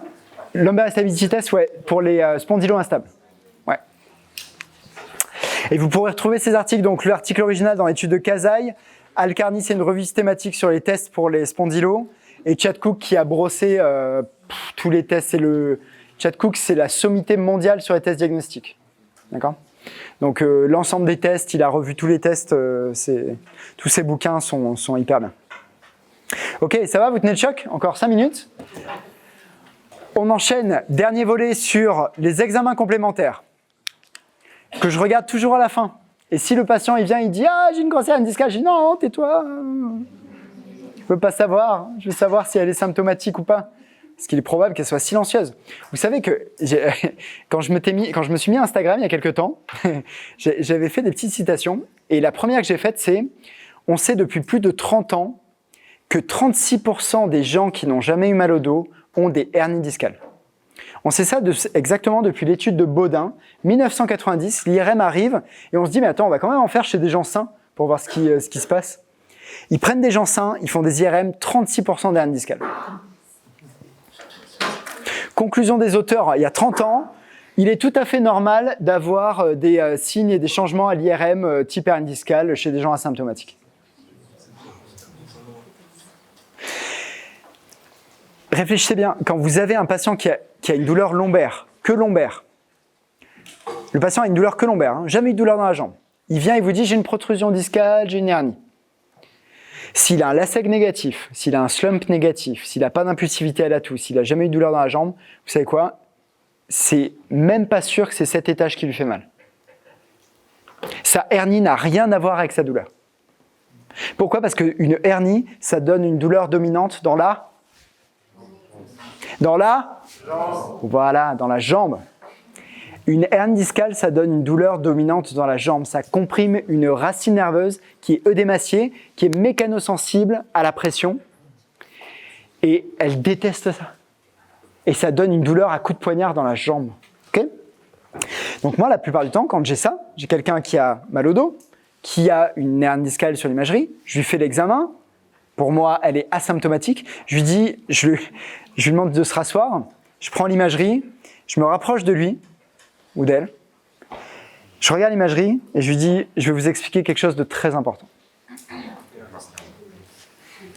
Blanc. Je vais vous expliquer quelque chose de très important. Et un blanc. Et là, je vais dire, vous savez, il y a plein de gens qui n'ont jamais eu mal au dos et qui ont des hernies discales. C'est tout à fait commun de trouver des hernies discales chez les gens qui n'ont jamais eu mal au dos. La recherche est unanime sur le sujet. Là, après vous avoir bien examiné, je suis très confiant de vous dire que votre hernie n'a rien à voir avec votre douleur parce que la hernie donne une douleur dominante dans la jambe. Et vous n'avez jamais de douleur dans la jambe, vous avez un test aussi de la SEG négatif, etc., etc. Et là, je lui dis, pour moi, votre hernie, elle est silencieuse. Il est probable qu'elle ait déjà régressé. Vous savez que 75% des hernies régressent à 1 an. Il y a des revues systématiques avec méta-analyse sur le sujet. Donc, je vais rassurer mon patient. Et mon marqueur de succès à la première séance, c'est le patient qui sort de là. Il ferme, quand on se dit au revoir, il me dit « Merci, vous m'avez rassuré ». Là, je ferme la porte. Yes. Franchement, pourquoi? Parce que si le patient garde en tête qu'il a mal à cause de sa hernie, vous n'êtes pas sorti de l'auberge.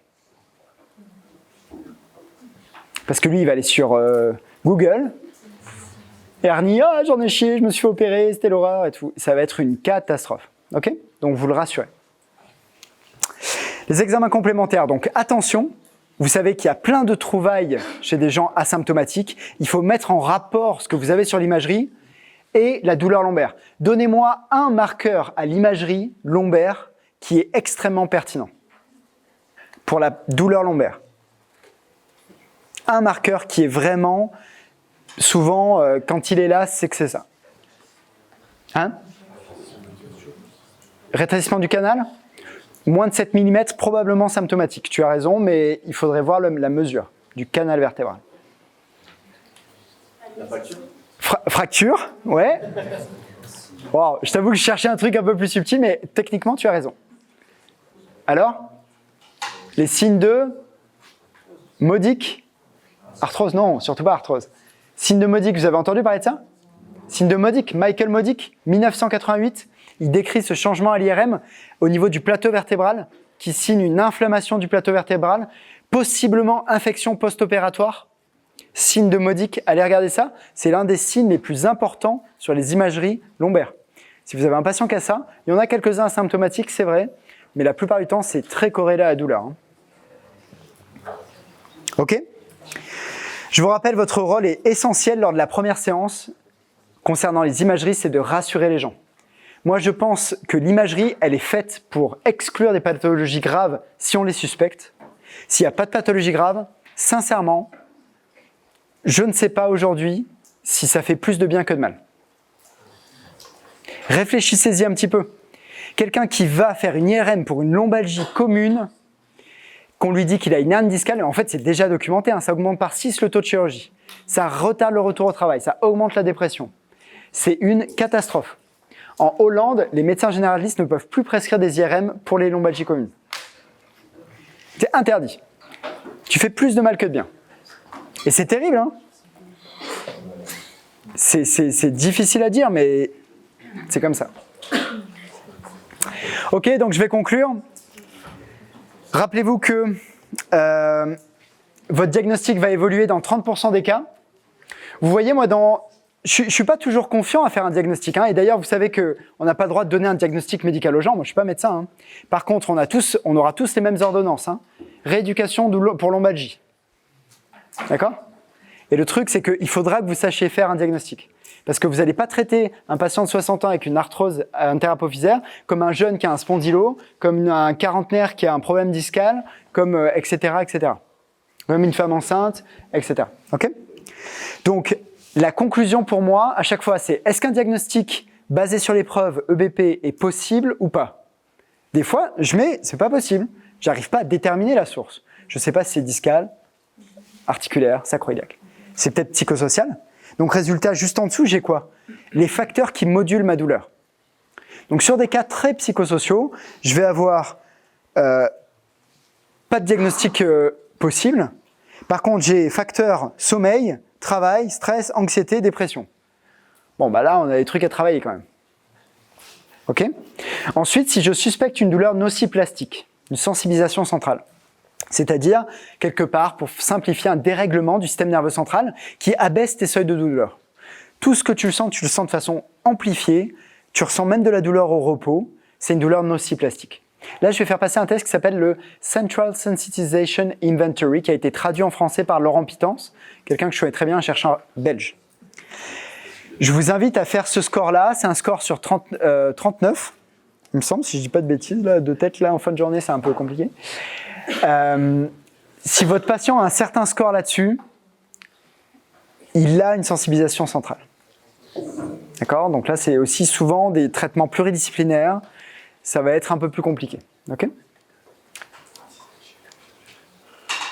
Ensuite, parfois, je fais passer un score fonctionnel comme le Roland-Morris ou le score Oswestry pour documenter la fonction.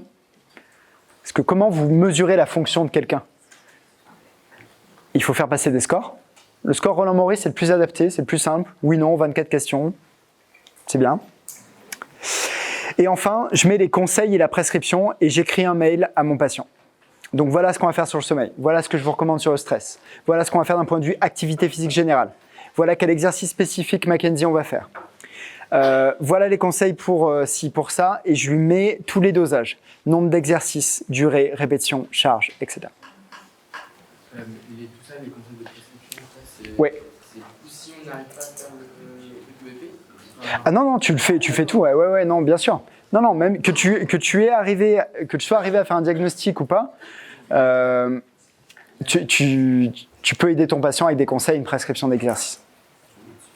Et la place du passif là-dedans, écoutez, moi je suis évidemment, je suis très pro-exercice, je suis très pro-éducation, mais vous savez, des fois, il y a des gens qui ont des histoires compliquées, des patients lombalgiques, et parfois juste une séance où tu sais, ils se lâchent, où ils se relâchent, où voilà, vous leur transmettez de l'info en faisant du passif, et ensuite vous leur dites, bon, on fera d'autres choses la prochaine fois. Franchement, ça passe bien. Ok ? Donc voilà, j'espère que ça vous sera utile. Merci à tous pour votre attention.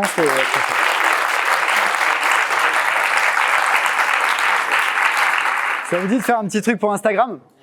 Quand je me retourne, vous hurlez, vous montez sur les tables. Vous êtes prêts ? 3, 2, 1. Attendez. Attendez, il ne faut pas faire de bruit. Quand je me tourne, mais je veux un bordel, je veux qu'ils vous entendent jusqu'à Paris. Hein. Vous êtes prêts ? 3, 2, 1.